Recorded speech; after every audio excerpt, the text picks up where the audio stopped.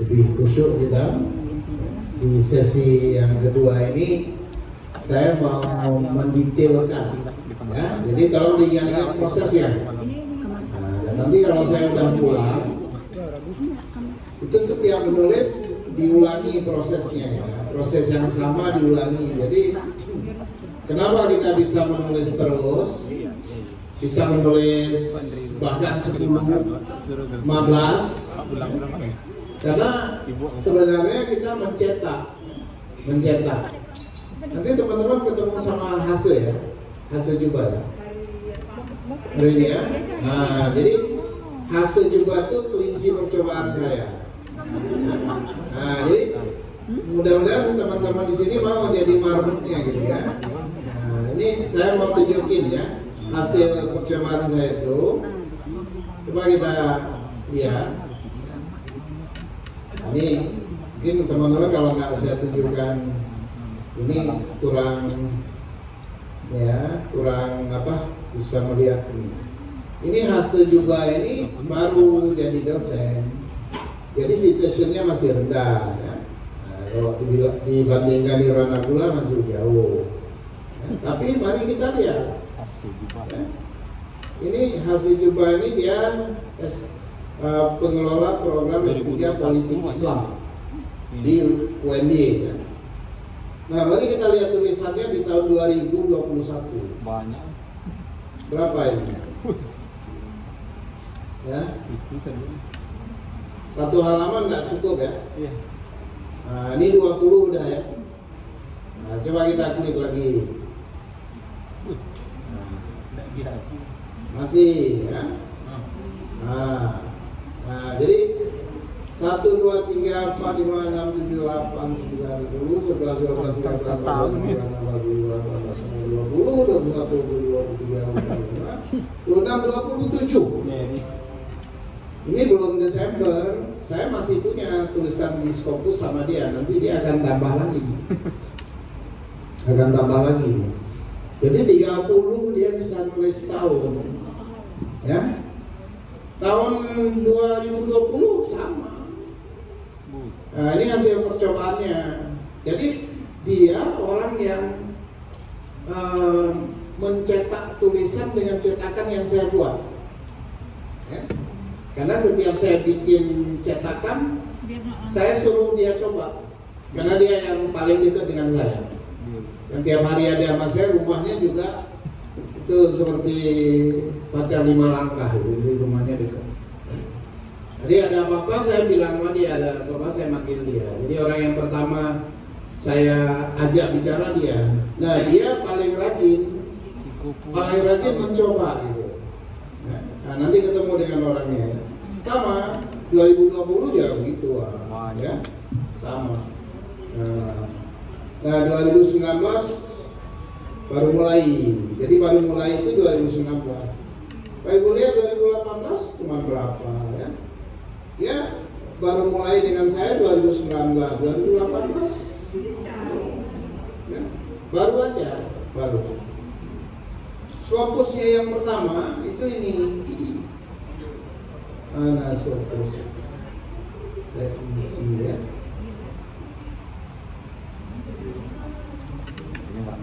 Nah, ini Bapak Ibu sekalian, Scopusnya yang pertama itu ini tulisan saya,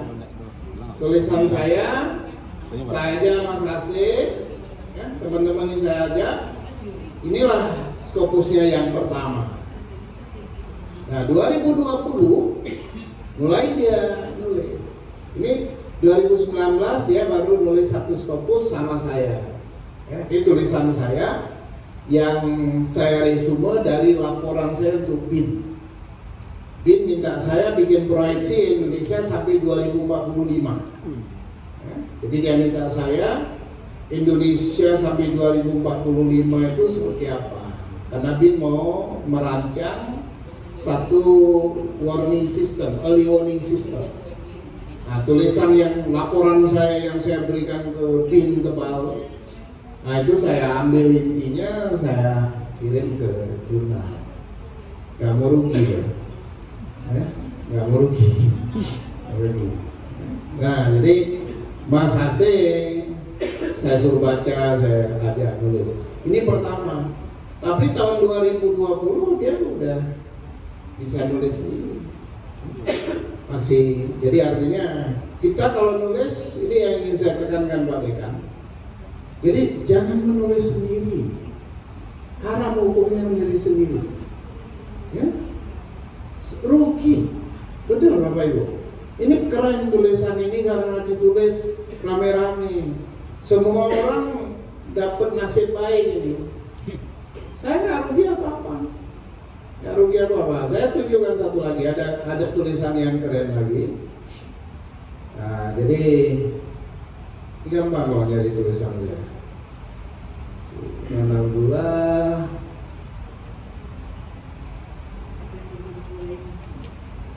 Nah, terus di sini ini Beyond Courage. Beyond Courage. Nah, ini saya menulis sebuah tulisan judulnya Beyond Courage. Download PDF.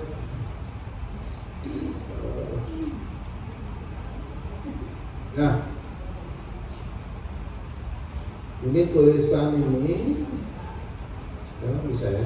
Bisa. Nah, ini Bapak Ibu sekalian. Ini tulisan ini kerennya apa nih? Bukan tulisannya, tapi Irwan Abdullah menulis satu departemen. Ya. Ini 5 orang dari Departemen Antropologi UGM. Jadi departemen kami keren gitu, punya Scopus itu. Ya. Semua dapat Scopus ID.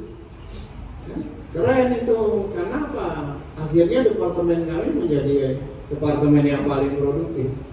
Tahun 2020, Fakultas Ilmu Budaya menerbitkan 37 Scopus. Ya, 37 Scopus. 37 Scopus. Nah, dari 37 Scopus itu 17, bayangkan nih, 37 Scopus, 17 Scopus itu dari Departemen Antropologi. Ya, jadi separuh Scopus fakultas itu disumbangkan oleh Departemen Antropologi. Dari 17 itu 15 dari Irwan Abdullah. Ya, sendirian. Itu karena saya bilang tadi, nulis itu tidak sulit. Tidak sulit. Kalau kita mau menduplikasi, jadi nulis itu menduplikasi cetakan yang saya buat, nggak usah bikin-bikin lagi. Ya, cetakan yang saya buat ini anggap aja cetakan mataku, bikin aja terus itu loh, nggak usah diperbaiki cetakannya. Coba ini contohnya hasil juga tadi, nggak pakai. Ini Bapak Ibu, nanti saya tunjukkan bukti bagaimana cetakan saya itu dipakai persis oleh sejumlah penulis dan terbit gitu. Yang lucunya ada satu, Bu Rosalinda ingat waktu Mas Sujadi dari UIN Jogja itu, ya. Jadi Mas Sujadi itu dia menulis pakai cetakan, ya. Reviewernya saya. Jadi saya saya baca tulisan itu loh. Saya belum tahu nih siapa penulisnya. Saya baca lah, ini kok kalimat-kalimat saya semua di tulisan ini gitu ya. Terus karena saya curiga, saya tampilkan di layar waktu kita odok, waktu webinar malam-malam. Kita kan punya webinar dari Senin malam sampai Jumat malam. Salah satu malam dulu saya tampilkan. Ini saya baru dapat permintaan untuk review. Artikelnya ini saya tunjukkan, teman-teman bisa lihat ini artikelnya ini mengikuti template kita ini. Penulisnya langsung teriak, Prof, saya punya. Nah, jadi itu sebentar lagi akan terbit, karena ya saya perjuangkan lah supaya tulisan itu terbit dengan segala kekurangannya kan bisa diperbaiki. Saya kasih suruh perbaiki beberapa poin itu, tapi insya Allah sebentar lagi udah terbit. Malah yang kemarin ini saya kembalikan, kemarin di jalan ya ini. Saya mau boarding di Jakarta, saya sempat mereview satu artikel. Dan artikel itu artikel yang saya suruh seorang dari Ponorogo nulis. Ya, ditulis, kok jurnalnya ngirim ke saya disuruh review. Coba bayangkan itu. Ya. Jadi saya mereview tulisan saya sendiri, kira-kira gitu. Mudah-mudahan nanti ini ya. Jadi saya tulis di, kan kalau kita review itu ada catatan untuk editor yang tidak dibaca oleh penulis.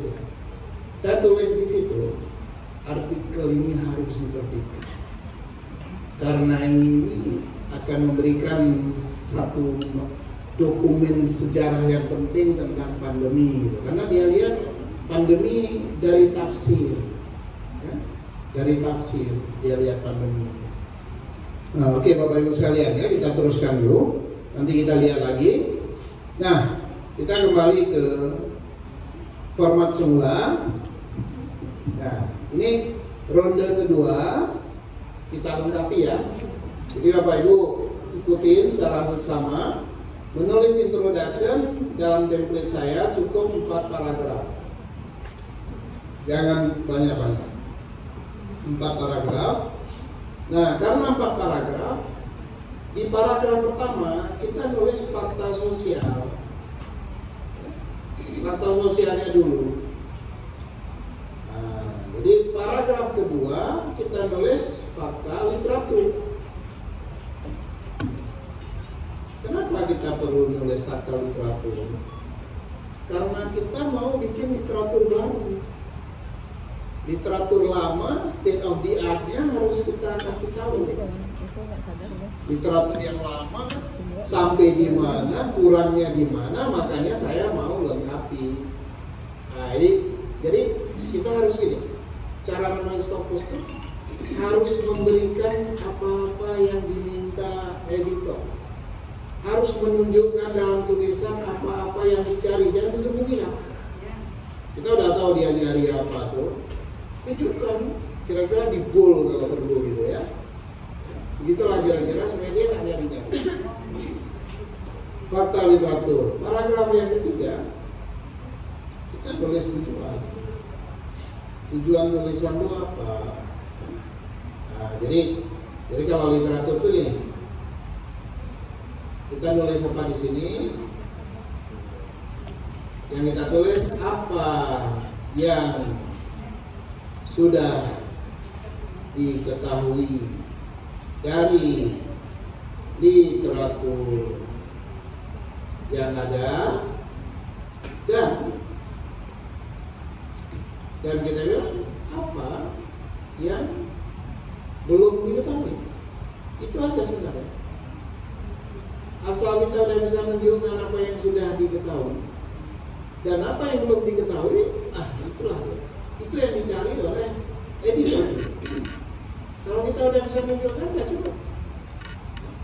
Memang itu yang dicari. Nah, nanti kita detailkan. Jadi yang ketiga, tujuan tulisan. Apa yang khas dari tulisan kita? Nah, kita tunjukkanlah dalam tujuan itu. Yang keempat, paragraf keempat, argumen. Kalau teman-teman pakai survei, pakai hipotesis ya. Jadi teman-teman yang biasa dengan survei, tolong dibiasakan pakai hipotesis. Karena itu memudahkan menulis. Memudahkan menulis. Nah, hipotesis itu atau ini argumen itu isinya apa? Jawaban sementara atas pertanyaan penelitian. Apa jawaban? Atau sesuatu yang diuji, sesuatu yang diuji dalam tulisan. Nah, jadi inilah 4 paragraf ya. Jadi empat paragraf itu fakta sosial. Ya, artinya apa yang krusial, mengagetkan, sehingga perlu kita teliti. Jadi kalau kita menulis, kita harus tahu jiwa dari setiap paragraf. Untuk apa saya nulis paragraf itu? Ya, untuk menunjukkan pada si editor bahwa isu ini sangat krusial. Ya, jangan lupa kita tunjukkan. Untuk apa menulis paragraf literatur? Untuk menunjukkan apa yang sudah dicapai orang dari studi yang ada, dan apa bolongnya, apa yang masih belum, puzzle yang belum ketemu di dalam satu pemandangan atau satu puzzle itu harus kita tunjukkan. Oke, introduction cukup 4 paragraf. Ya. Ya sama, tapi argumen ini kualitatif ya. Argumen ini caranya kualitatif, hipotesis kuantitatif. Nah, jadi bahasa lainnya asumsi. Ya, asumsi. Nah, ini contohnya bisa saya tunjukkan nanti. Nah, sekarang bagian kedua, literature review. Ya, kita tulis 6 paragraf. 6 paragraf. 6 ya. Ya, jadi sesuai dengan hukumnya ya. Nah, bagaimana menulis 6 paragraf? Jadi setiap paragraf ditulis 2. Ditulis 2 supaya dapat 6. Apa yang 2 itu? 1, konseptualisasi. Bagaimana literatur yang ada mengkonseptualisasikan cerita tentang strategi inovasi. Nah, jadi pengertian. Gimana pengertian? Berdasarkan kajian para ahli. Paragraf yang kedua, kategorisasi. Tipologinya seperti apa? Format atau bentuknya seperti apa? Ya, jadi saya supaya Bapak Ibu gampang bayangkan, misalnya kalau konsepnya saya partisipasi ya, kita ambil contoh konsepnya partisipasi, maka saya akan menceritakan dulu partisipasi itu merupakan komitmen yang diperlihatkan oleh seseorang atau sekelompok orang terhadap tujuan yang disepakati. Buka kurung Gisbert 2015. Nah, jadi itu konseptualisasi pengertiannya. Ya. Selain Gisbert, kita bisa tunjukkan yang lain. Atau partisipasi juga dihubungkan ya, sebagai sebuah dukungan terhadap adanya sesuatu. Nah, jadi kita tunjukkan siapa yang ngomong seperti itu. Nah, itu namanya konseptualisasi. Ketika kita bicara kategorisasi, kita bilang partisipasi yang merupakan dukungan seseorang atau sekelompok orang dapat dilihat dari 3 bentuk. Nah, itu namanya kategorisasi. Ya, ketemu 3 bentuk. Satu apa? Dukungan finansial, ya, sumbangan dan sebagainya. Yang kedua, dukungan tenaga. Ya, dukungan tenaga yang dicurahkan. Yang ketiga, alokasi waktu atau dukungan moral. Nah, 3 kategori. Nah, 3 kategori itu kita bicarakan di poin 2. Dapat 2 paragraf. Ya. Nah, jadi di sini kita dapat 2 paragraf. Nah, jadi dapat 2 paragraf. Di sini kita melakukan hal yang sama. Ya. Kita buat hal yang sama di sini. Jadi setiap konsep kita lakukan cara yang sama supaya konsisten. Jangan sampai ini nulis konsep yang pertama, konsepnya aja nggak ada kategorinya, atau sebaliknya di konsep yang kedua hilang, ada yang hilang itu. Jangan. Harus konsisten, harus sebanding. Sebandingnya. Jadi kalau konsep yang pertama itu kita bikin 2 paragraf, konsep yang kedua 2 paragraf, nggak boleh 1 paragraf. Itu idealnya ya, walaupun saya bisa menunjukkan ada tulisan yang tidak seperti itu, ya. Tapi kita sedang bicara yang ideal untuk mendobrak Scopus. Nah, jadi Bapak Ibu, review literatur sudah bisa kita tulis dengan template seperti ini. Sekarang method itu ditulis dengan 5 perkara. 5 perkara. Nah, jadi 5 paragraf dia. Paragraf yang pertama apa? Objek studinya. Objek studi atau unit analisis. Apa unit analisis? Untuk menunjukkan mengapa dipilih kasus itu dan atas alasan,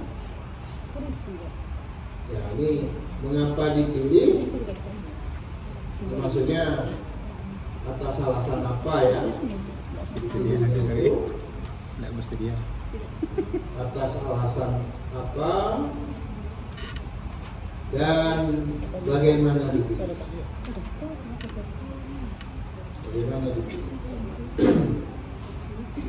Kita meneliti apa? Tokoh. Kita meneliti misalnya 2 lembaga perbankan. Kita meneliti perbankan syariah.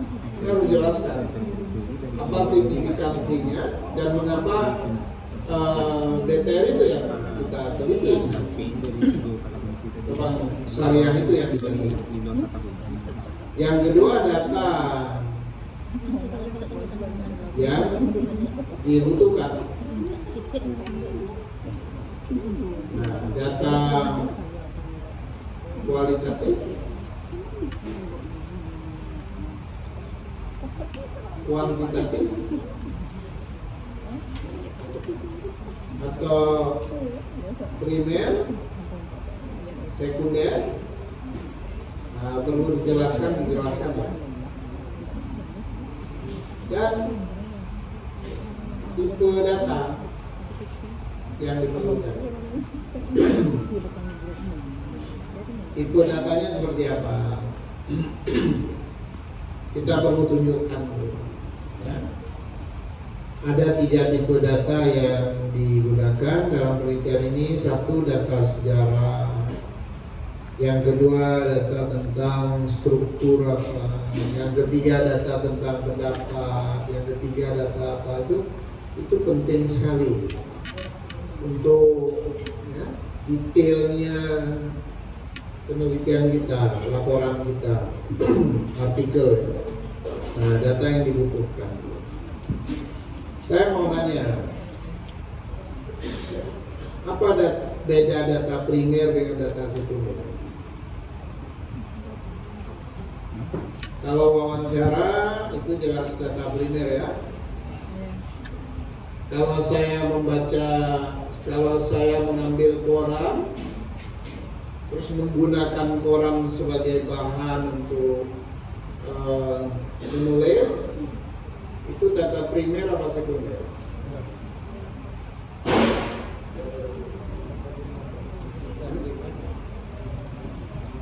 Bisa primer, bisa sekunder. Sekunder atau primer. Kalau saya membaca kitab kuning, ya, saya menganalisis tafsir Buya Hamka, saya bandingkan dengan tafsir Al-Misbah. Itu tafsir Al-Azhar itu dengan Al-Misbah itu data primer atau sekunder?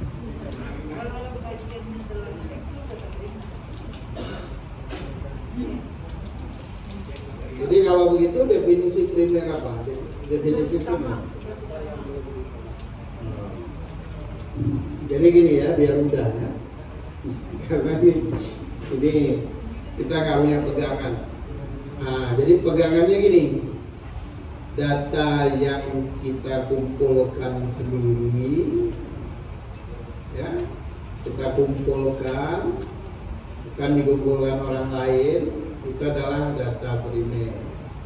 Tapi kalau data yang dikumpulkan oleh orang lain, kita tinggal memanfaatkannya, itu sekunder. Nah, gitu ya. Jadi kalau tafsir, kitab kuning, koran itu data primer semua. Primer semua. Saya baca koran setengah mati, saya guntingin, saya klasifikasi, data primer. Saya baca kitab kuning karena udah saking tuanya, data kuning. Saya cari di halaman berapa, ada pernyataan berapa, saya itu data primer. Yang sekunder itu data BPS, sudah jadi tabel, saya analisis. Data kemenang dikeluarkan, gitu ya. Peta konflik di Indonesia, ya, tinggal saya analisis, itu data sekunder. Nah, jadi biasanya yang sekunder itu sifatnya lebih statistik, biasanya. Nah, jadi kalau baca koran dan primer, ini untuk pegangan, gitu ya. Kalau kita kumpulkan sendiri setengah mati, pakai kuesioner atau bahkan pakai pedoman wawancara, kita olah ya primer. Tapi kalau udah diolah orang, udah jadi tabel. Kalau saya pakai data disertasi orang, saya analisis, saya pakai sekunder. Sekunder saya nggak mengumpulkan lagi, saya nggak nyusun kuesioner. Dia yang nyusun, BPS yang bikin kuesioner, bikin survei antar sensus. Jadi bikin sensus penduduk, dia bikin kuesioner, bikin macam-macam. Kita pakai aja. Nah, kita data sekunder karena udah disediakan orang. Oke, yang ketiga itu sumber informasi. Kita harus jelaskan sumber informasinya dari mana dan bagaimana dipilih. Ya? Sumber informasi itu apa? Responden, informan. Saya Prof, penelitian saya nggak pernah pakai informan. Saya selalu tafsir dan salah tafsir, itu penelitian saya.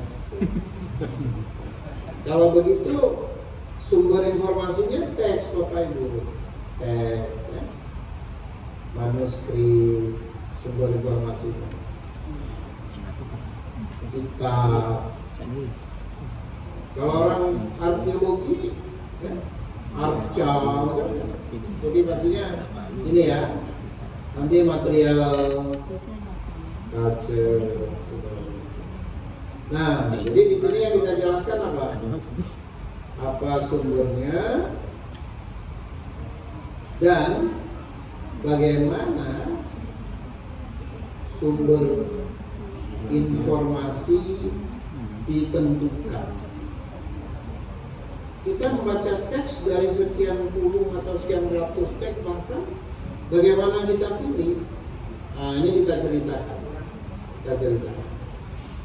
Yang keempat, proses pengumpulan data. Kita ceritakan proses pengumpulan data.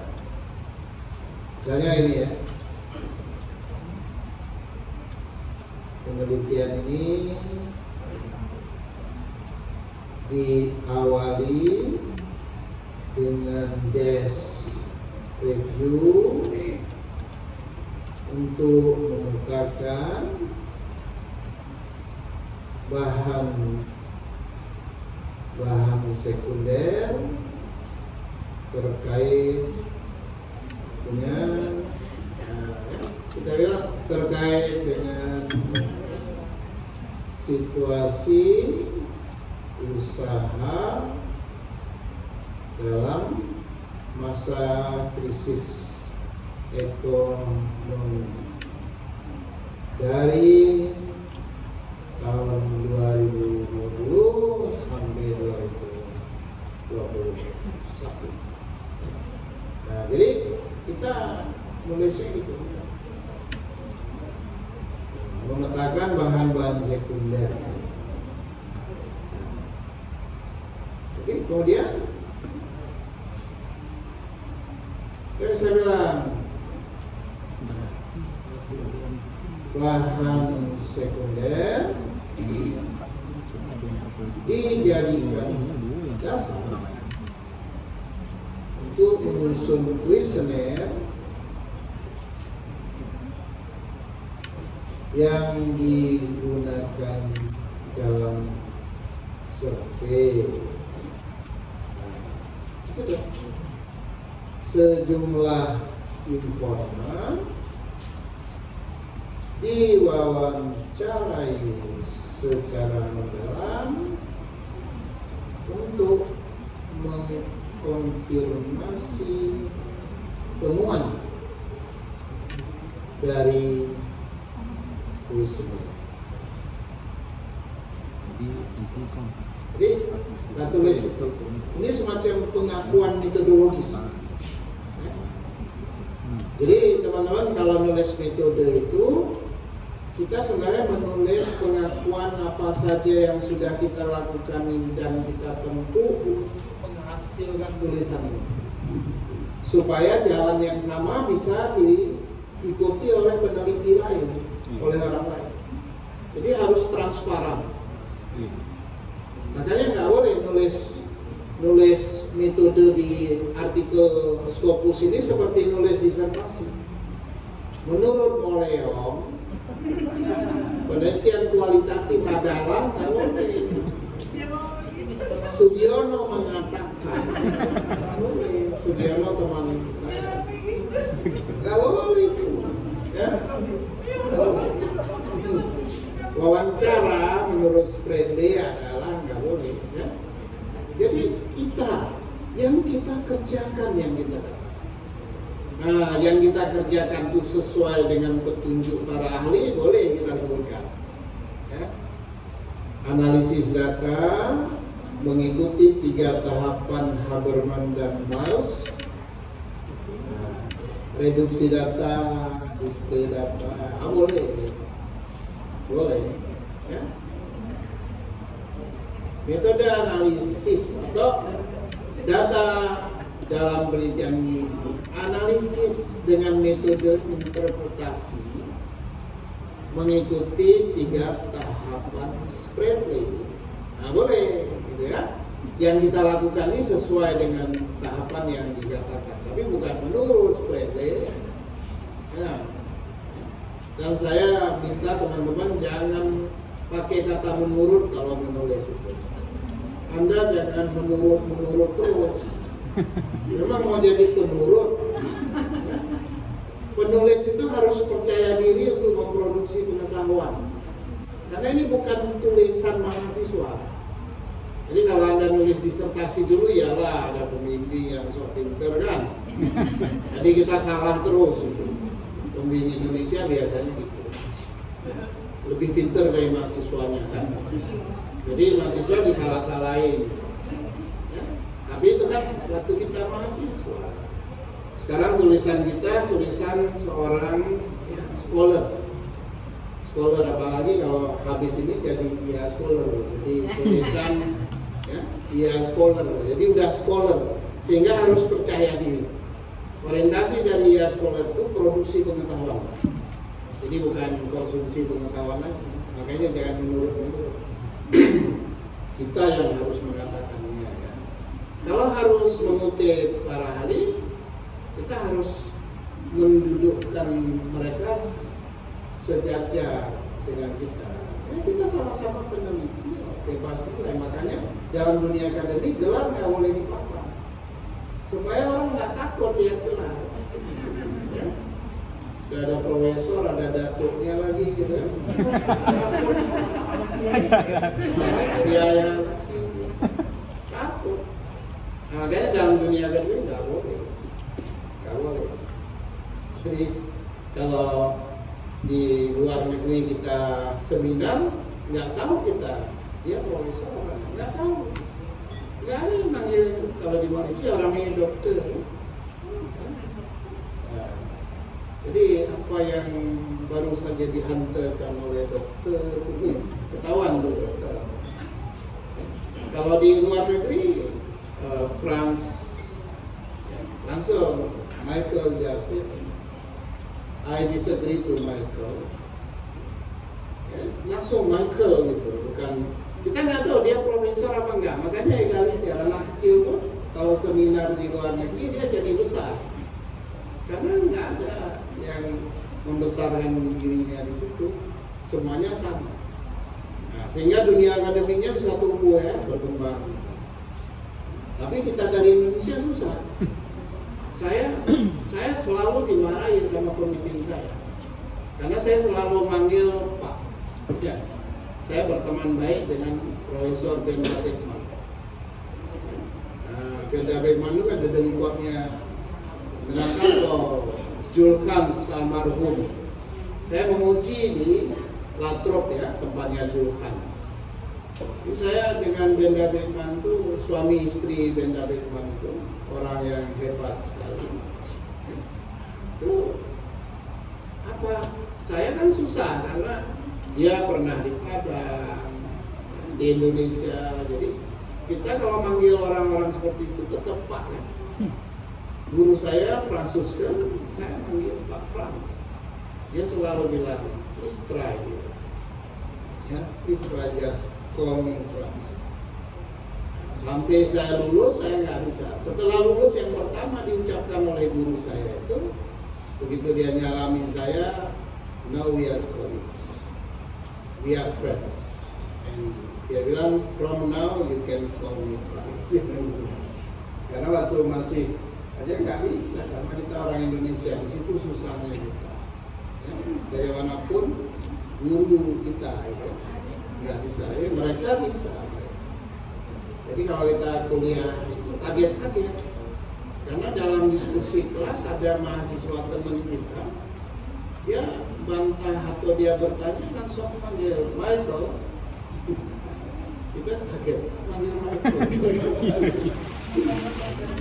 Jadi pertama kuliah saya shocking betul ya, culture shock, karena orang manggil orang lain itu. Diajak teman saya ke rumahnya. Dia punya anak satu, tiba-tiba anaknya panggil, wah, Walter namanya, panggilnya wah. Bapaknya dipanggil namanya. What's up katanya? You need my hand? Kamu butuh bantuan gitu kan? Saya diam melihat bisa ya. Kita nggak bisa ya. Tapi inilah dunia akademik kita itu dibangun dengan hierarki. Nah, itu susah untuk kita hilangkan. Tapi pelan-pelan harus kita mulai ya. Nah, makanya salah satu cara mulai jangan pakai menurut. Ya. Nanti kita jadi penurut terus. Jadi kalau mutip, sebagaimana yang dinyatakan oleh Azumati Azra, nah, kan lebih manis daripada menurut Azumati Azra. Nah, jadi kita bilang, jadi multikulturalisme, seperti dikatakan oleh Azumati Azra, itu lebih manis daripada menurut Azra multikulturalisme. Ketemu 5 kali menurut kita sudah habis. Jadi terus kena urut. Nah, yang terakhir, perkara yang kelima, analisis data. Ya. Tahapan analisis dan metode analisis. Inilah cetakan ya Bapak Ibu. Jadi kalau nulis nggak usah mikir, ikutin aja cetakannya, diceritakan menurut tema topik masing-masing, analisis data.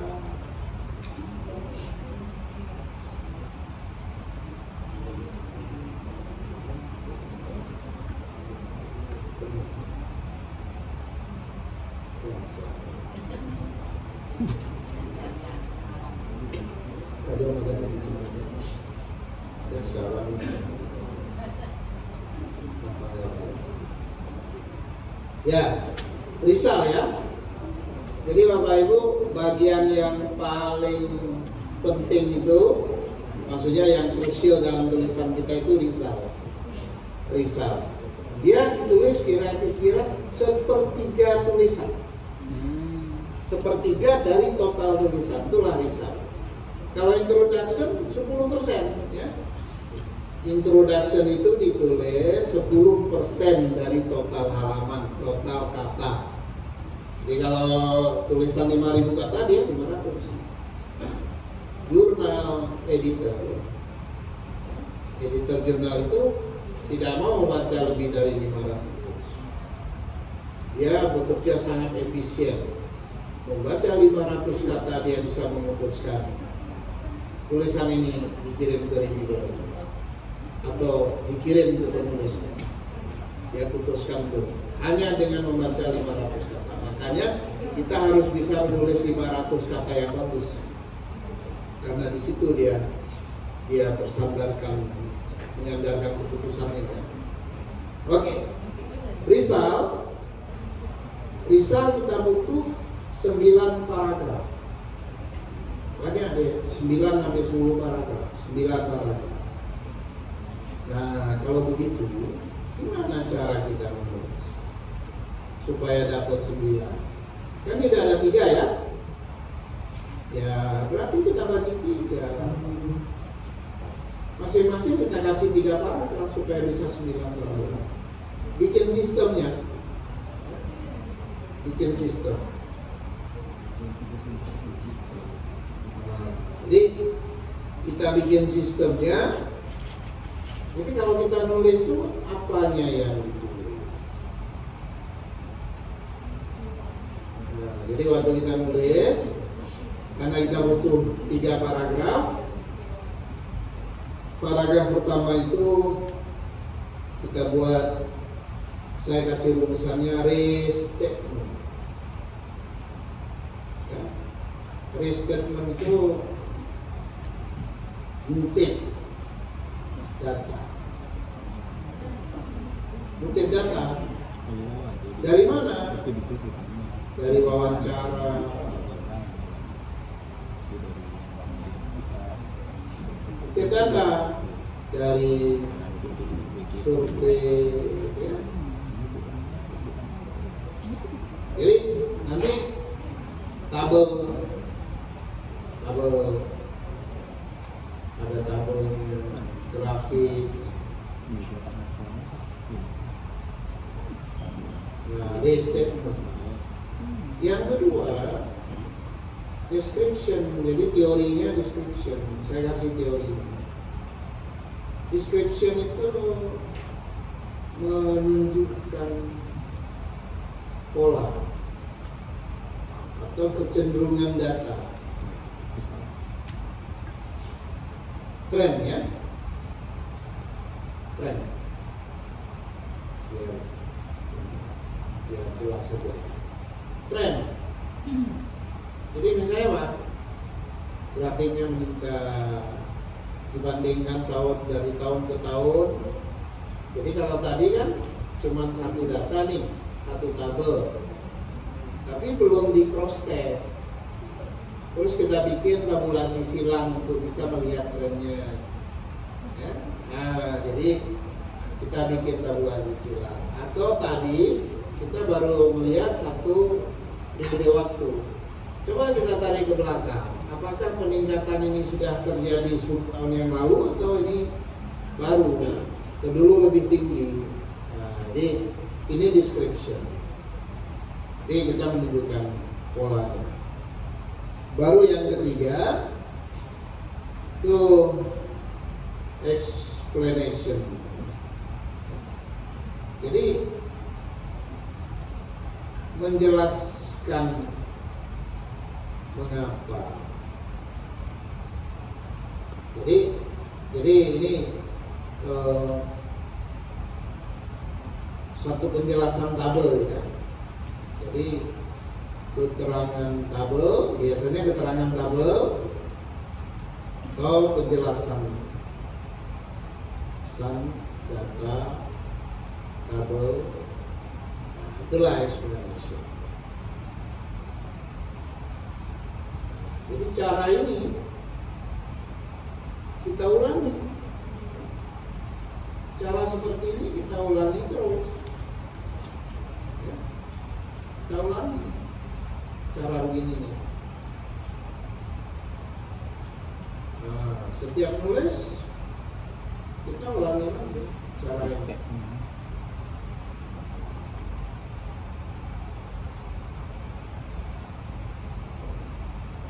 Jadi konsisten. Paragraf untuk sub bagian sebelumnya ditulis begitu, bagian setelahnya sama. Jadi sebanding ya. Ada itu yang sama.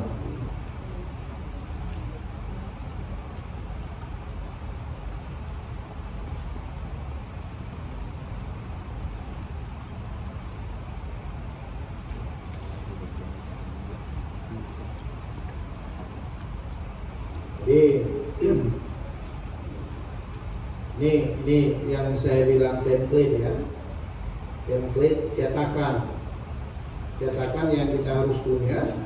Jadi Bapak Ibu kalau mau nulis jangan pikir lagi apa ya yang itu, ikutin teorinya itu, ikutin aja. Kalau nggak tahu bagaimana menuliskannya, lihat contoh, lihat artikel yang sudah jadi.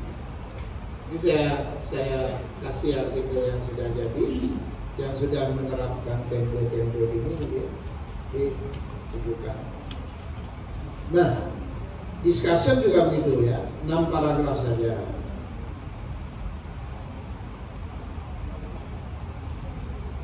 Kode tadi 5, ini 6. Hukumnya 6. Jadi kalau 6 kita pakai cara yang sama ya, membangun sistemnya. Jadi masing-masing ditulis 2 paragraf. Apa yang pertama? Yang pertama hubungan kausalitasnya dijelaskan. Yang kedua interpretasi.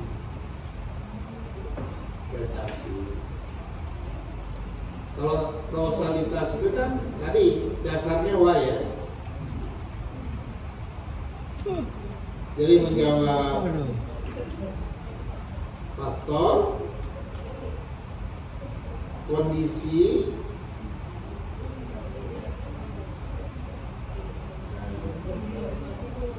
yang mendasari, ini interpretasi, makna, arti, sampai kepada fungsi. Apa maknanya untuk saudara? Kalau kita nggak tahu maknanya, kita bilang fungsinya. Karena itu gesernya dikit. Ya. Ini sangat berarti untuk saya, itu berarti sangat bermakna. Atau ini berfungsi untuk saya, itu juga meaningful berarti. Ya, bukan meaningless. Meaningful. Nah, jadi tapi interpretasi di sini Bapak Ibu bisa nanti kita menemukan sesuatu yang meaningful. Kalau meaningful jadi apa dia? Kalau meaningful dia jadi lesson learn, ya. Jadi lesson learn kalau meaningful. Kalau dia meaningless, kita sedang menghadapi suatu yang memprihatinkan. Waktu kita analisis, ini mengerikan. Jadi tanda-tanda dari apa yang sedang terjadi kita baca ini adalah intoleransi yang ke depan ini akan mengancam keutuhan umat, bahkan keutuhan umat Islam. Berarti kita menemukan sesuatu yang meaningless. Hasil penelitian kita membaca ada sesuatu yang meaningless, maka dia menjadi di sini, dia menjadi warning, dia menjadi warning, peringatan, jadi alert, dia jadi alert, sebuah peringatan.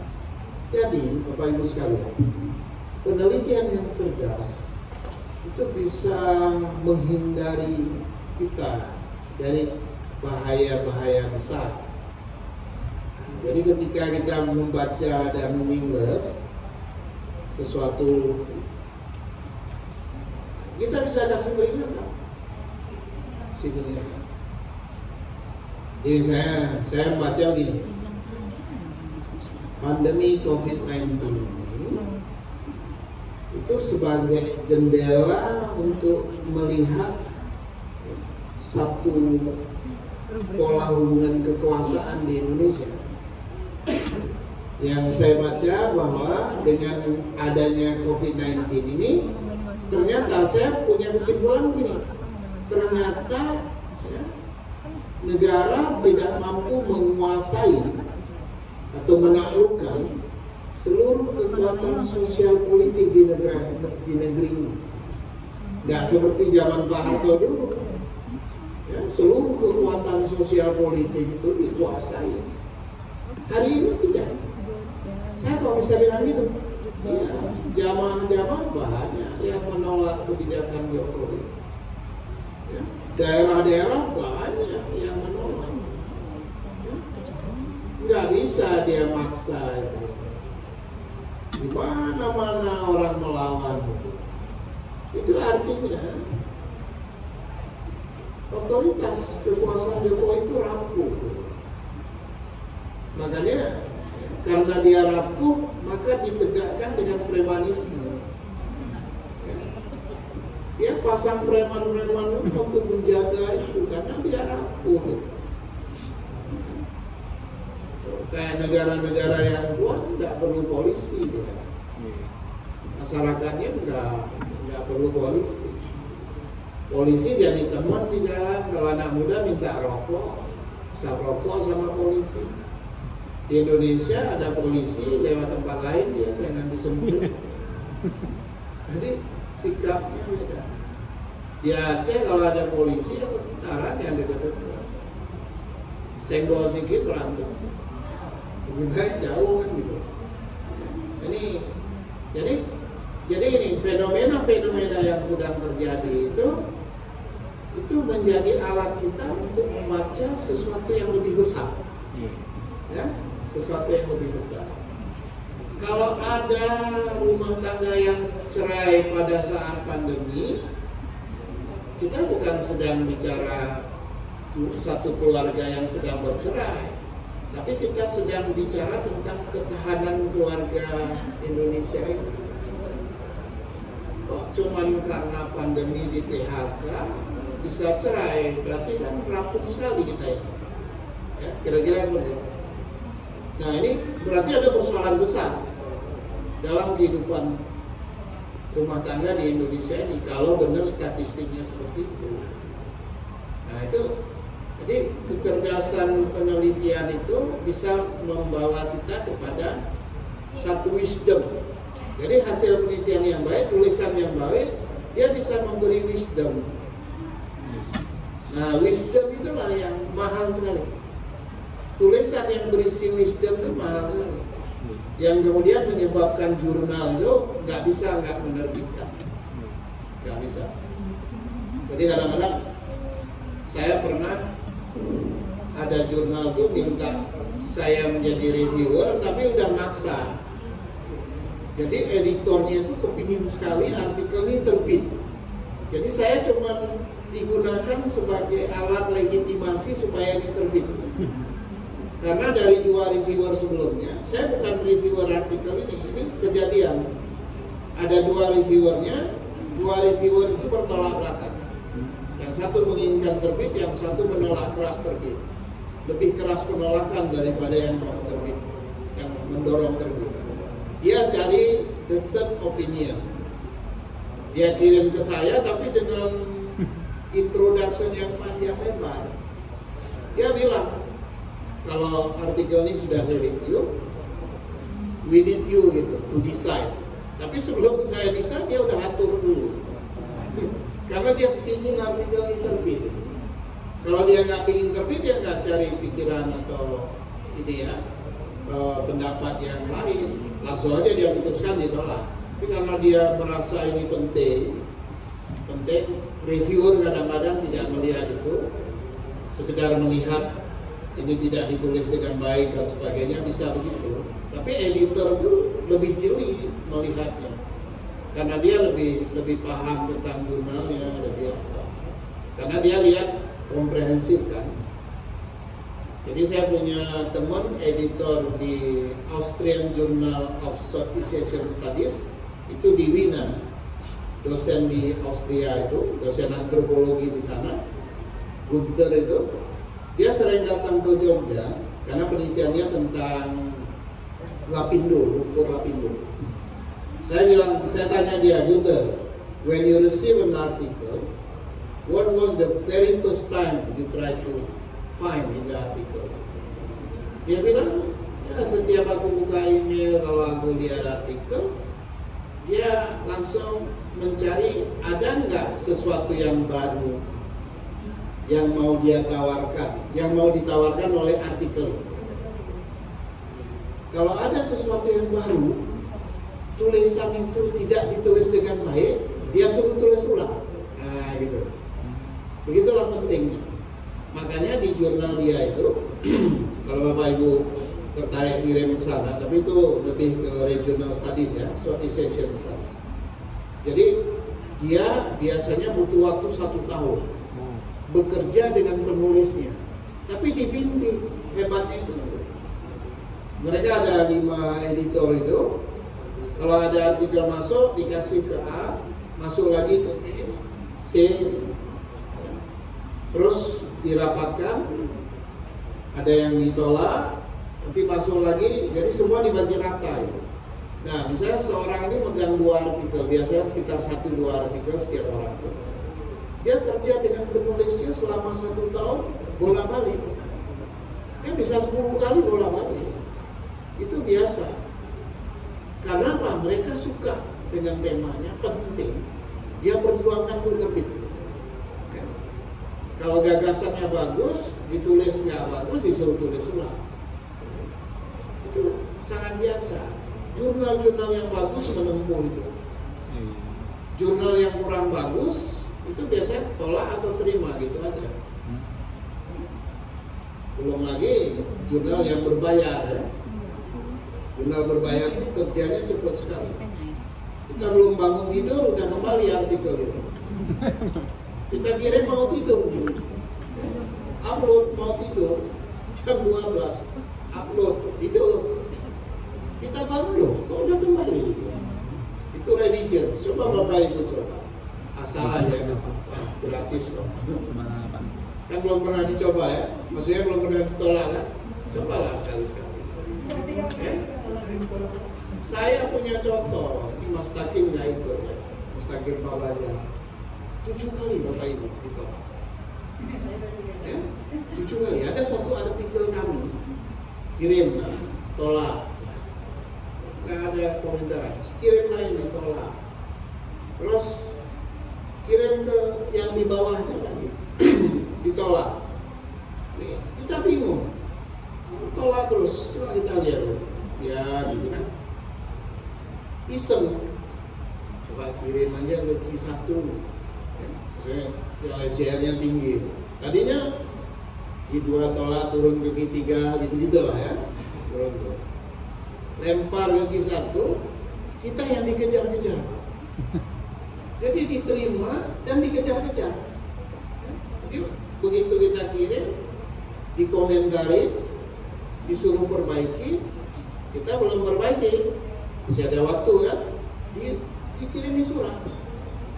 Ya, could you confirm, dia bilang ya, when you can resubmit the article.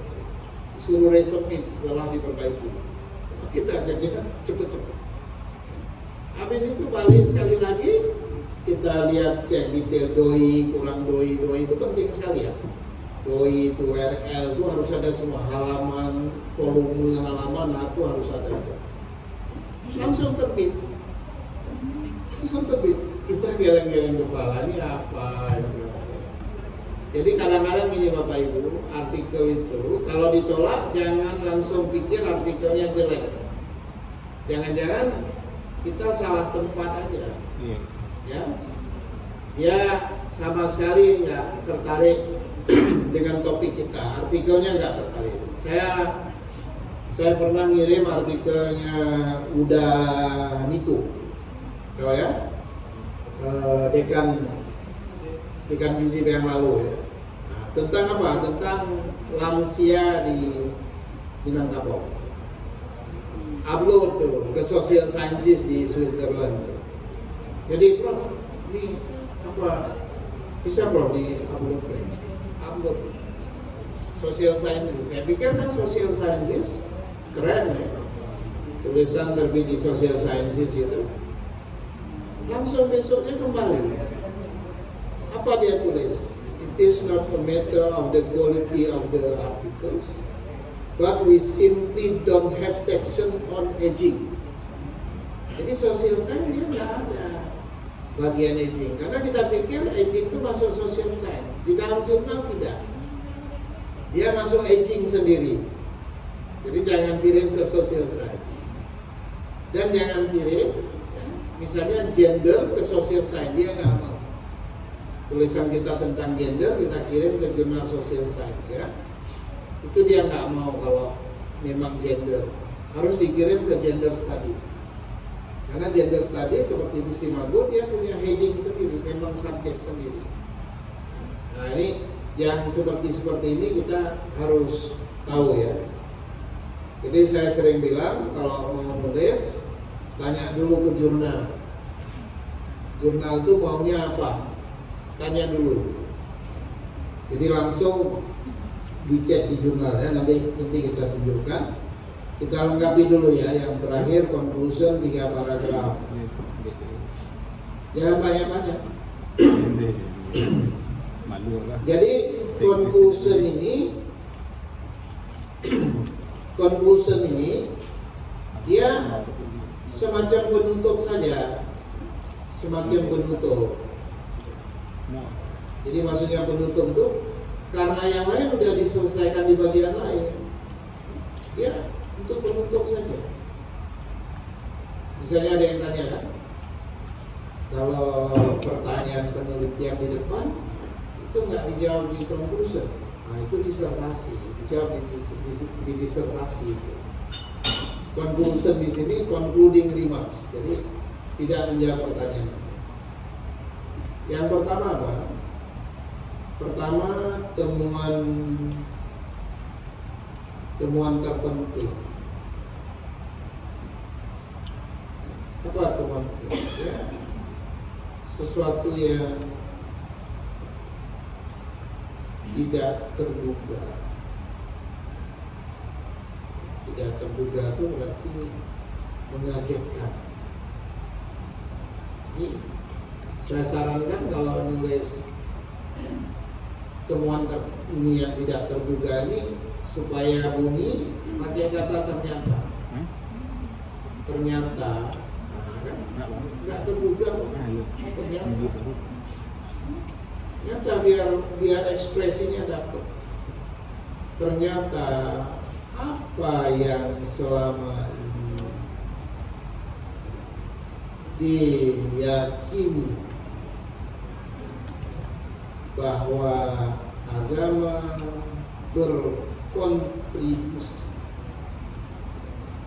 bagi lahirnya radikalisme tidak dapat dibenarkan. Nah, itu ternyata nggak benar itu. Maksudnya apa? Penelitian ini menunjukkan, nah, kalau perlu kita lihat berbeda dengan temuan sebelumnya. Kalau perlu kita tegaskan ya, kalau perlu menunjukkan bahwa radikalisme tidak dapat dipengaruhi oleh hanya satu faktor, seperti faktor kultur. Jadi kita bilang nggak bisa dipengaruhi satu faktor.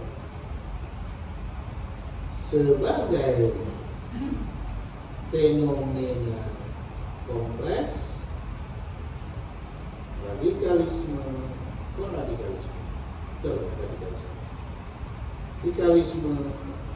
ditentukan oleh faktor kultural dan faktor struktural sekaligus.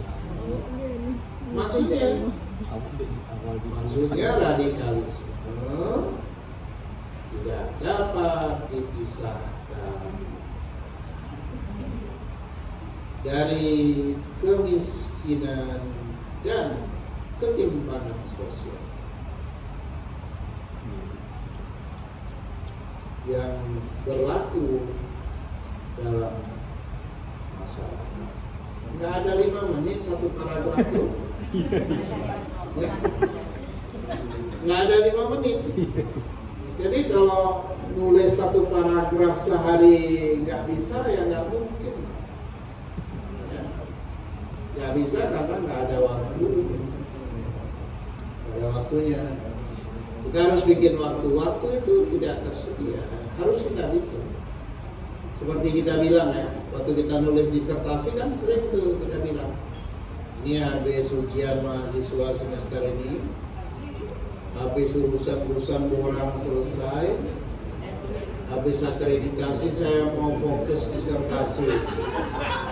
Itu tahun yang lalu udah bilang gitu. Tahun yang lalu sudah ngomong gitu loh. Belum juga jadi.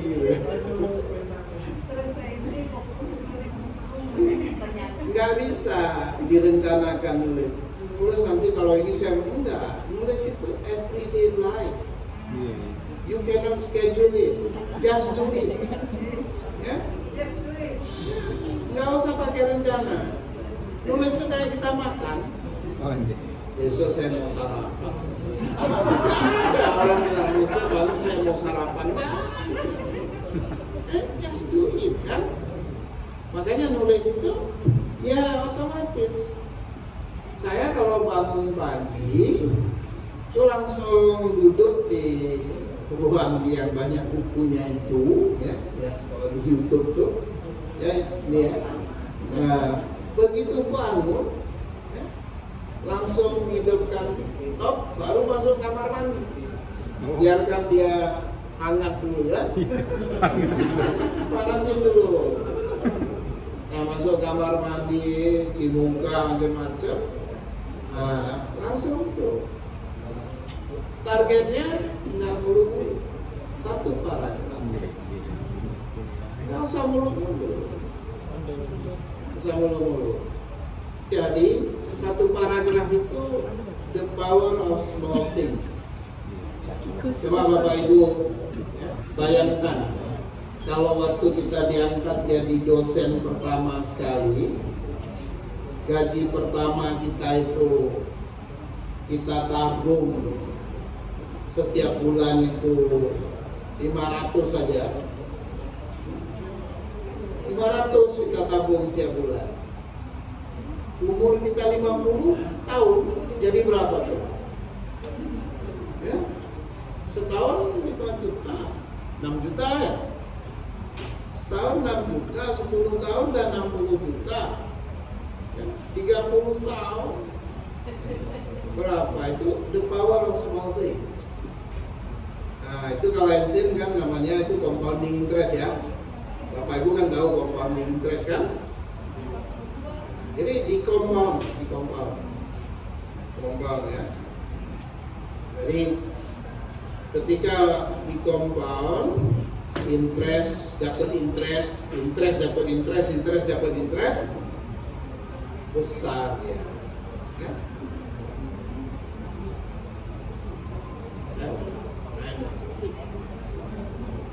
Kita dapat banyak. Kalau kita tahu kalau saya dulu tahu waktu diangkat pertama gitu, udah kaya saya sekarang. Lama kita. Ya, saya bilang sama Mirna harus mulai dari awal supaya besok umur 50 itu ketika orang sibuk-sibuk mengajar, kita duduk di warung kopi depan duit, senyum-senyum kita ngajar ya. Nggak perlu lagi ngajar ya. Terus kita bilang nyari apa? Iya, bisa bilang gitu karena udah banyak interestnya aja udah cukup ya.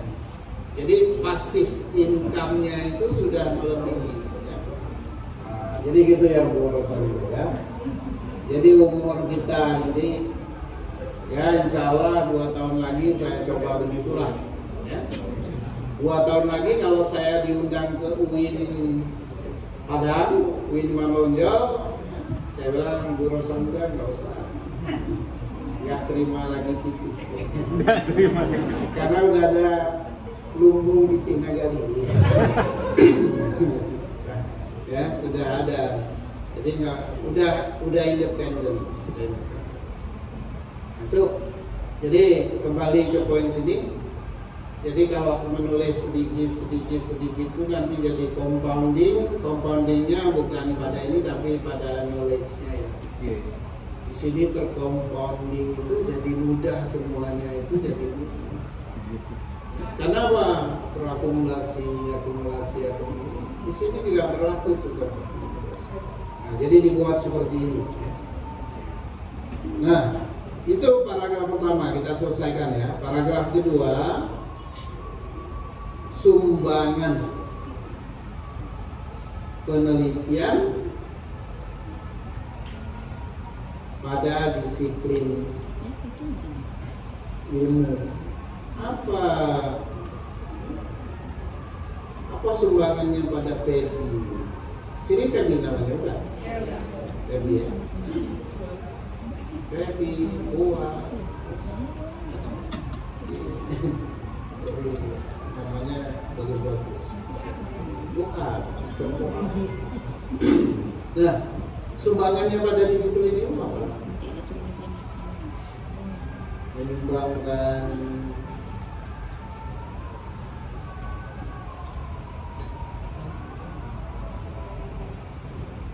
sudut pandang baru, konsep baru, atau objek baru yang belum pernah diperhatikan. Kalau sudut pandang Bapak Ibu tahu ya, maksudnya menyumbangkan sudut pandang baru itu seperti rumah. Ingat ya, gambar rumah kan ada tampak depan tuh. Gambar rumah tampak samping, tampak atas kan? Nah, itu namanya sudut pandang. Jadi kalau orang lain selalu menulis dari depan, tampak depan, kita menyumbangkan perspektif tampak samping. Nah, jadi orang selalu lihat kalau dari samping. Kita bilang gini, studi yang ada selalu melihat persoalan dari tampak samping atau dari tampak depan. Tidak ada yang melihat dari tampak atas. Maka saya akan melakukan studi menggunakan perspektif dari tampak atas. Kalau tampak atas apa bedanya dengan tampak samping, tampak depan? Beda.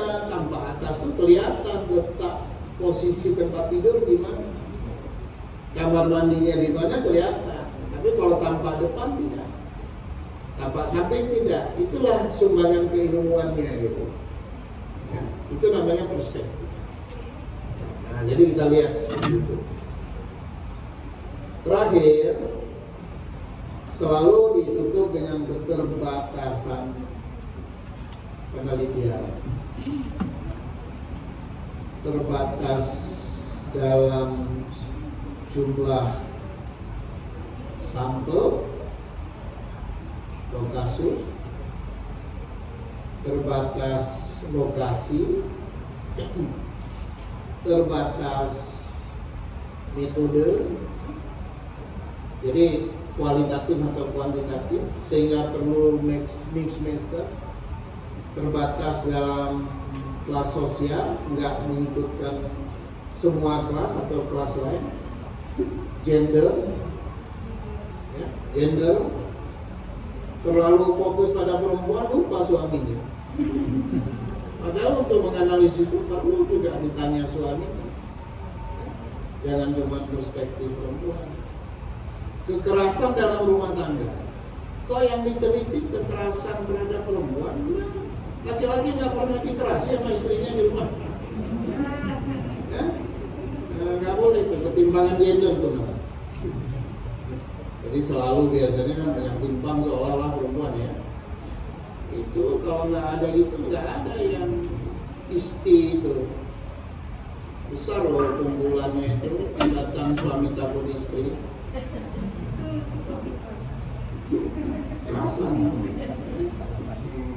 Kasar.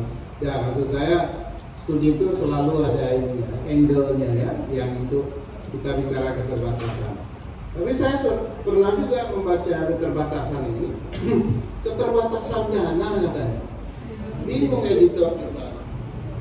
Keterbatasan penelitian, keterbatasan dana, nggak masuk itu. Keterbatasan dana, keterbatasan waktu ya, nggak masuk itu, nggak akademis itu. Ini keterbatasan ini bukan kelemahan, ya. Dia secara akademis karena fokusnya tertentu terbatas, nah, sehingga tidak mungkin dilakukan generalisasi misalnya, atau pemahamannya nggak bisa holistik.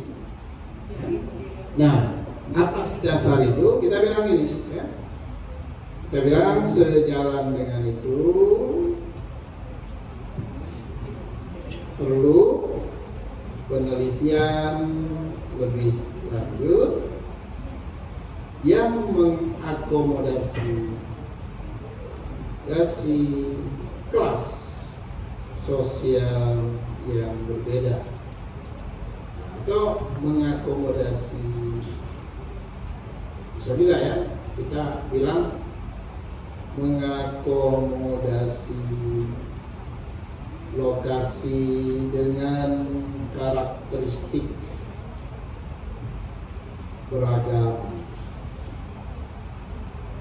atau kita bisa bilang mengakomodasi variasi bisnis yang beragam. Misalnya seperti itu. Jangan cuma satu jenis usaha, tapi untuk pemahaman yang komprehensif perlu beberapa jenis usaha. Nah, jadi itulah Bapak Ibu ya. Referensinya 30 judul. Untuk standar Scopus usahakan 30 judul, lebih kurang 30 judul. Dan diusahakan 10 tahun terakhir tulisan yang tidak bisa digantikan, seperti tulisan Muhammad Arif dari Malaysia tentang Islamic Economy, itu tetap harus dikutip karena itu tulisan penting. Islamic Finance misalnya, tulisan Muhammad Arif dari yang diterbitkan ICS Singapura, itu tulisan lama itu tetap berguna. berguna ketika belum ada pendampingnya. Ya, jadi tulisan-tulisan yang tidak bisa digantikan itu tetap dikutip. Tapi yang lain diusahakan yang baru-baru. Teori harus baru. Kalau teori harus baru, tapi kalau objek tidak harus baru. Kalau objeknya harus baru, nggak ada orang sejarah. Objek sejarah tua semua, ya? Nggak ada orang sejarah. Kasihan Gusti Asnan, nggak bisa neliti. Dulu masih ada udah ini, Dames itu ini. Dulu kakak kelas saya di Belanda. Saya datang, mereka udah di Belanda. Nah, jadi lengkap ya. Jadi tadi paragraf tadi berapa tadi? Nah, jadi paragraf tadi kan 4 tambah 6 tambah 5 tambah 9 tambah 6 tambah 3 sama dengan 33 paragraf kali 150 kata sama dengan 4.950 kata. Satu skopus, ya? Satu skopus. Satu putaran ini 33 kali dan dapur. Nah, jadi Bapak Ibu, ya, kita review sebentar sebelum kita break maghrib ya. Maghrib. Nah, coba kita lihat Bapak Ibu ya secara sekilas. Judul, ya. Nah, judul. Nanti ini, wah kita ini menulis ini boleh ikut banyak orang ya. Ini nanti kita teruskan. Nanti saya selesaikan Bu Karus, nanti selesaikan. Kakaknya ini tantenya mau Filipin. Harus siapa nak makan nasi itu? Antu. Nah, jadi nanti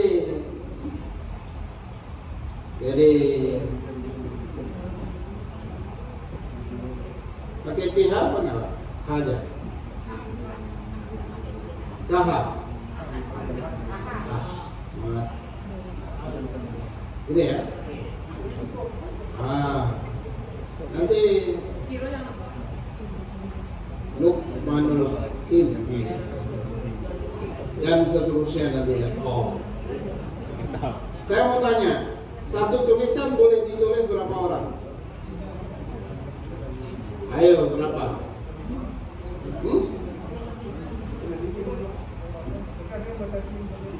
Ada ya? Nah, mari kita tunjukkan sebuah wawasan kebangsaan.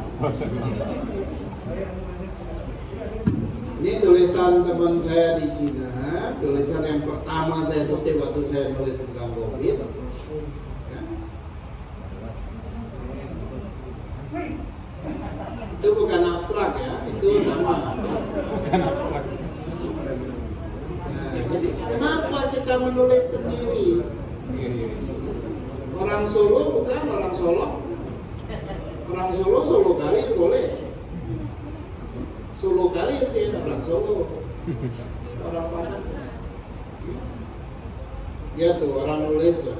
Uang ini nulis 32 orang. Satu kelas di satu tulisan. Mau tahu nih jurnalnya apa? The Lancet ya, supaya tahu ya. Dia nulis di mana? The Lancet. Nah, kita lihat jurnal The Lancet. Si Huang ini nulis tentang COVID-19. Itu pasti diterbitkan karena ini tulisan pertama tentang COVID. Nggak mungkin nggak diterbitkan. Nah, coba kita lihat jurnal The Lancet. Berapa high index? Ada orang baca high index 1. Tulis di jurnal nomor 1. High indexnya 1. Ternyata high indexnya dia udah sampai 1000 ya. 700. Nah, lahirnya 1823. Ini mau dibunuh berkali-kali tidak akan mati. Jadi jangan takut discontinue. Nggak mungkin dia discontinue. Dibunuh aja nggak mati. Nggak ada warnanya, ya? Nggak ada warnanya. Nah, mari kita lihat SJR nih di Lensa ini. Uang nulis kemana? Berapa SJR-nya? Ya? Jadi nggak berani kita nulis, kecuali kita menemukan sesuatu yang baru. Artinya orang lain belum nulis, kirim ke sini. Seperti uang itu tadi. Satu led itu dia nulis. Satu led semuanya masukkan. Nah, ini yang perlu kita pahami. Karena kita nulis berdua aja enggan. Ya. Enggan itu ya nanti hidup segan mati tambah. Jadi Bapak Ibu kalau mau jadi guru besar, urusannya sebenarnya gampang.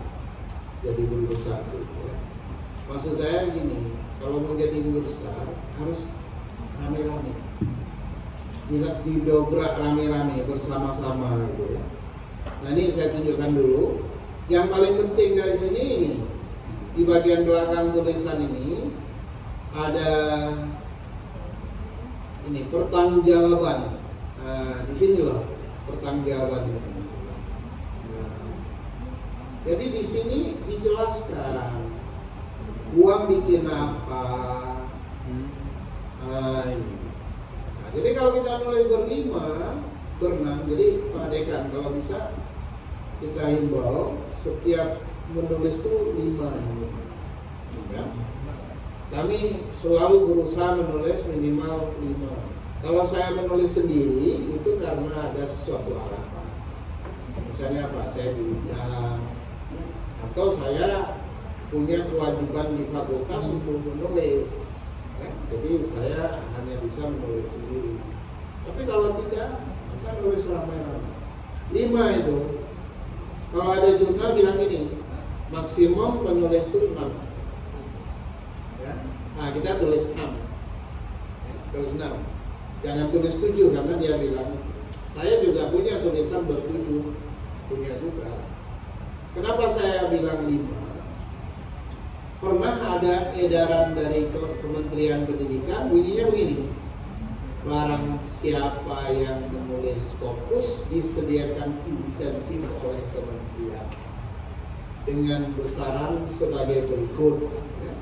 Tulis dulu syarat, salah satu klausul syaratnya bagi tulisan, untuk tulisan yang ditulis dalam tim dapat diberikan insentif jika penulisnya tidak lebih dari 5 orang. Nah, itulah yang saya pegang. Kenapa saya bilang tulis berlima? Karena di Kementerian Pendidikan ada statement seperti itu. Terus jurnal tidak mau dia kita menulis sendiri untuk banyak jurnal.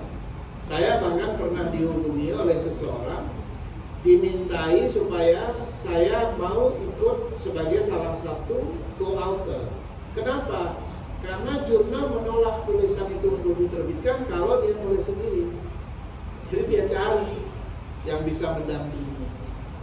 Jadi sangat tidak elok kita menulis sendiri. Ya, nanti lalok sendiri. Lalok sendiri. Nah, nulislah bareng-bareng. Nah, jadi kalau saya sarankan begini ya Bapak Ibu, bikinlah kelompok studi minat berempat, ya, minimal bertiga sampai berlima. Jadi bekerja terus berlima berempat ini terus ngobrol terus, ya juga warung kopi mana gitu ya. Nah, yang satu itu di sana yang teh talunya enak, duduk di sana gitu. Minum kopi sambil diomongkan kita nulis apa. Gantian. Yang di depan gantian. Gantian. Guru besar ini itu pintunya kecil Bapak Ibu. Ya. Pintu guru besar itu kecil. Kalau semua mau masuk kejepit di pintu. Kecil pintunya. Nah, tapi kalau kita bisa bersepakat, ya udah duluan. Setelah itu saya. Ini duluan, habis itu saya, habis itu ini. Kalau kita bersepakat semuanya itu lewat. Tapi kalau kita semua mau kejepit, percaya tuh. Itu anak-anak saya ini saya atur satu-satu jadi pengusaha. Saya atur. Ya. Kita lihat dari kepatutan dalam arti kepangkatan kan. Ini udah 4D ya, itu dulu 4A habis itu terus. Ya. Jangan yang semua musim itu ada masa panennya.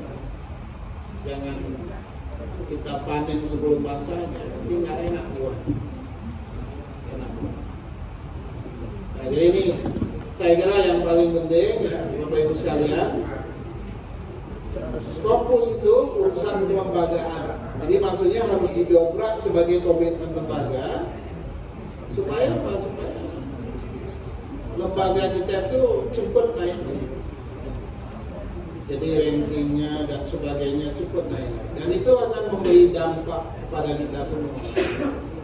Dampak pada kita semua. Dan departemen saya di antropologi itu sangat high profile. Kenapa? Karena memang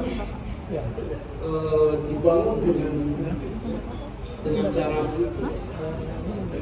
Semuanya bisa nulis karena memang di support.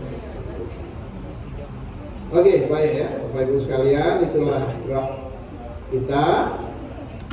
Nah, ini udah the second round ya, Bapak Ibu. Nanti malam habis makan kita isi cara menuliskannya supaya Bapak Ibu nggak tanggung ya. Ini kan udah dapat template nih. Cuma kita isi nanti. Kita isi sampai jadi ini, sampai jadi ini ya draft kasarnya seperti apa. Nah, jadi nanti malam kita isi. Nah, jangan tertidur di kamar lah ya. Ya Bu Rose, Karos. Oke, itu ya.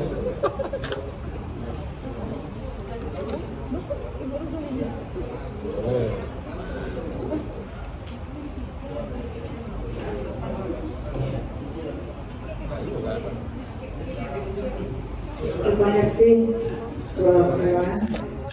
Bapak Ibu karena